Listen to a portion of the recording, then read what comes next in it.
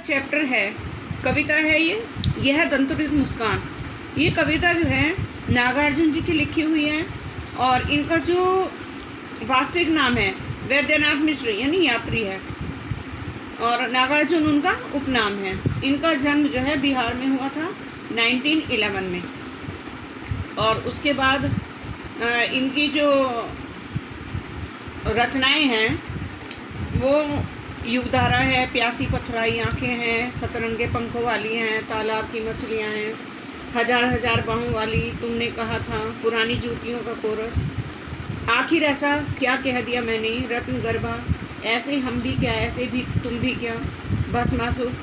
ये जो हैं ये इन्होंने बहुत सारे इनकी कृतियाँ हैं और यह दंतुरित मुस्कान भी इन्हीं की लिखी हुई है। इस कविता में कवि ने जो है जब बच्चे के दांत निकलने लग जाते हैं और जब वो मुस्कुराता है तो उस समय का बड़ा ही सुंदर वर्णन किया है और उन्होंने कहा है कि जो बच्चा है जब मुस्कुराता है तो उसकी जो मुस्कान है वो मरे हुए मनुष्य यानी मृतक मनुष्य में भी जान डाल देती है। इसी तरह से इन्होंने इसका जो है वर्णन किया है। अब कविता है कि यह दंतुरित मुस्कान मृतक में भी डाल देगी जान, धूली दूसर तुम्हारे ये गात, छोड़कर तालाब मेरी झोपड़ी में खिल रहे जलजात, परस पाकर तुम्हारा ही प्राण पिघलकर जल बन गया होगा कठिन पाषाण, छू गया तुमसे कि झरने लग पड़े शेफालिका के फूल, बांस था कि बबूल।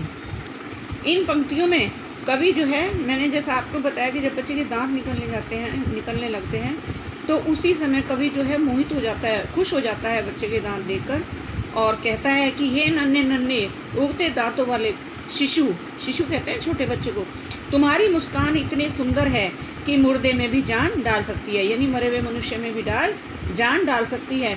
अगर कोई उदास निराश बेजान मनुष्य भी तुम्हारी इस मुस्कान को देख ले तो वह खुशी की वजह से खिल उठे, वो भी खुश हो जाए।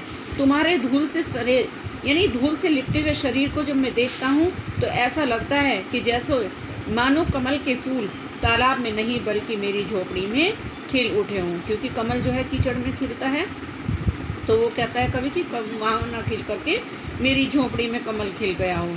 कहने का मतलब है कि उसका जो बच्चे का जो धूल से सना हुआ शरीर है उसको देखकर मन को कमल के समान खिल उठता है।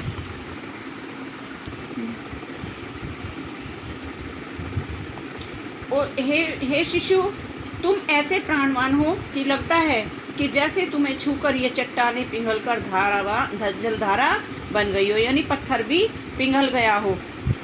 कहने का मतलब है कि बच्चे की मुस्कान पिघला देने वाली शक्ति है। इस शिशु के सामने चाहे बांस का पेड़ हो या बबूल का पेड़ हो, कांटेदार वृक्ष हो, शेफालिका के फूल के समान बरसने लगता है। जिन्हें शेफालिका का फूल जो है बहुत कोमल फूल होता है तो उसकी तुलना की है। कहने का मतलब है कि बच्चे की जो मधुर मुस्कान है उसको देखकर कठोर से कठोर हृदय भी सरस उठते हैं, यानी कोमल हो जाते हैं। तुम मुझे पाए नहीं पहचान देखते ही रहोगे अनिमेष, थक गए हो आँख लूँ मैं फिर, क्या हुआ यदि हो सके परिचित न पहली बार, यदि तुम्हारी माँ ने माध्यम बनी होती आज, मैं न सकता देख मैं न पाता जान, तुम्हारी यह दंतुरित मुस्कान। बहुत ही सुंदर पंक्तियाँ लिखी हैं कवि ने। अब कवि जो है उस बच्चे को, जब वो बच्चा एकटक बिना पलक झपके जो है कवि जो है उसको शिशु को देखता रहता है तो कहता है कि अरे तुम मुझे इस तरह एकटक देखते जा रहे हो। बच्चा जब है, क्योंकि बच्चा तो छोटा होता है, जब किसी को देखता है तो अपलक माने बिना पलक झपके ही देखता रहता है। तो वो कहता है कि तुम मुझे एकटक देखते जा रहे हो, समझ गया तुम मुझे पहचान नहीं पाए हो। क्यों देख रहे हो तुम मुझे? क्योंकि तुम मुझे पहचान नहीं पा रहे हो। परंतु क्या तुम मुझे इस तरह लगातार अपलक होकर देखते रहोगे? कहीं ऐसा तो नहीं कि तुम थक गए हो, इसलिए हिलना डुलना छोड़कर एकटक मुझे देख रहे हो। ठीक है, अच्छा क्या तुम चाहते हो कि मैं अपनी आंखें तुमसे फेर लूँ, तुम्हें इस तरह ना देखूँ? अब कवि कहता है कि कोई बात नहीं, अगर तुम मुझे पहली बार में नहीं पहचान पाए तो कोई बात नहीं, मगर यदि तुम्हारी माँ ने हम दोनों को आपस में न मिलाया होता तो आज मैं तुम्हारी यह दंतुरित मुस्कान नहीं देख पाता, न ही तुम्हारी इस सुंदर छवि के जो तुम्हारा रूप है उसे उसके बारे में न जान पाता। धन्य है तुम माँ भी तुम्हारी धन्य, चिर प्रवासी मैं इतर मैं अन्य, इस अतिथि से प्रिय तुम्हारा क्या रहा संपर्क, उंगलियां माँ की कराती रही हैं मधुर पर्क, देखते तुम इधर कनखी मार और होती जबकि आंखें चार, तब तुम्हारी दंतुरित मुस्कान मुझे लगती बड़ी छविमान। अब जो है कवि कहता है कि हे शिशु तुम अपनी सुंदर छवि के कारण धन्य हो, तुम्हारी माँ भी तुम्हें पैदा करके तुम्हें जन्म देकर बहुत सुंदर रूप छवि देखने के कारण धन्य है, क्योंकि तुम्हारी माँ ने तुम्हें जन्म दिया इसलिए मैं तुम्हें देख पा रहा हूँ और तुम्हारा यह रूप देखकर धन्यवाद करता हूँ। एक मैं हूँ जो लगातार लंबी यात्राओं के कारण तुम दोनों से अलग अलग कुछ पराया सा हो गया हूँ, क्योंकि तुम अपनी माँ के संपर्क में रहते हो तो माँ तो तुम्हें अपनी सी लगती है और मैं दूर रहता हूँ इसलिए मैं तुम्हारे लिए पराया लग रहा हूँ तुम्हें। मैं तुम दोनों की प्यारी दुनिया में एक अलग ही व्यक्ति यानी एक अतिथि के समान हो गया हूँ। ठीक है प्रिय शिशु, मुझ मेहमान से तुम्हारा संबंध जो है वो संपर्क है ही कितना, यानी जब मैं कभी आता हूँ बाहर से तभी तुमसे मेरा संपर्क हो पाता है, तो वो तो बहुत कम टाइम के लिए होता है। यह जो तुम्हारी माँ है जो तुम्हें अपनी उंगलियों से मधु पर्क चटाती रहती है, यानी तुम अपनी माँ की गोद में रहते हो तो वो माँ तुम्हें प्यार करती रहती है और उसका स्पर्श तुम पाते रहते हो। जब तुम तिरछी नज़र से मुझे देखकर अपना मुंह फेर लेते हो और उसके बाद तुमसे आंखें मिलती हैं, यानी क्योंकि तुम मुझे मेहमान समझते हो, मेरी तुम्हें पहचान नहीं है इसलिए तुम मुझसे आंखें घुमा लेते हो। तुम्हारा यह प्रेम प्रकट होता है और जब तुम मुस्कुरा पड़ते हो तब मुझे लगता है कि तुम मुझे प्रेम कर रहे हो।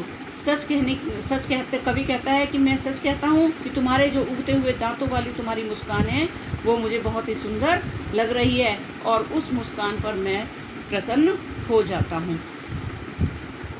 नेक्स्ट टॉपिक है फसल। ये जो फसल है इसके बारे में फसल कविता में कवि ने हवा, पानी, पृथ्वी, धूप और मानव जो परिश्रम करता है उसके योगदान पर प्रकाश डाला है। कवि कहता है कि फसलों के उगने में किसी एक भूमि का नहीं बल्कि सभी भूमियों की अलग अलग मिट्टियों का योगदान है। तो इसी तरह से इन पंक्तियों में कवि कहता है कि एक के नहीं, दो के नहीं, ढेर सारी नदियों के पानी का जादू, एक के नहीं, दो के नहीं, लाख लाख कोटि हाथों के स्पर्श की गरिमा, एक की नहीं, दो की नहीं, हजार हजार खेतों की मिट्टी का गुणधर्म। यानी कवि कहता है कि जब फसल उगती है तो उसमें एक के नहीं, दो के नहीं, यानी एक नदी नहीं, दो नहीं, बहुत सारी नदियों का पानी होता है। जब फसल उगाते हैं तो उसमें पानी की ज़रूरत होती है, तो वो पानी जो है पता नहीं कहाँ कहाँ से कौन कौन सी नदी से निकल कर आता है। एक के नहीं, दो के नहीं, लाख लाख कोटि कोटि हाथों के स्पर्श की गरिमा। और कवि कहता है कि जब फसल उगती है तो उस फसल में एक व्यक्ति का योगदान नहीं होता, दो व्यक्ति का नहीं होता, बल्कि लाख लाख करोड़ करोड़ हाथों का योगदान होता है, तभी फसल अच्छी उगती है। एक की नहीं, दो की नहीं, हजार हजार खेतों की मिट्टी का।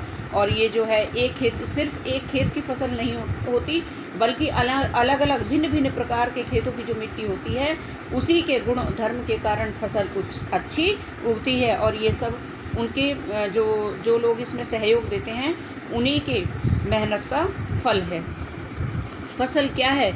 और तो कुछ नहीं है, वह नदियों के पानी का जादू है। अब इन पंक्तियों में कवि कहता है कि फसल है ही क्या?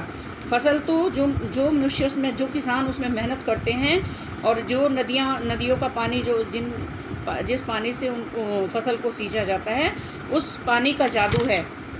हाथों के स्पर्श की महिमा है, यानी जो लोग उसमें मेहनत करते हैं, अपने हाथों का योगदान देते हैं, अपनी मेहनत का योगदान देते हैं, सब उसी की महिमा है, उसी की कृपा है।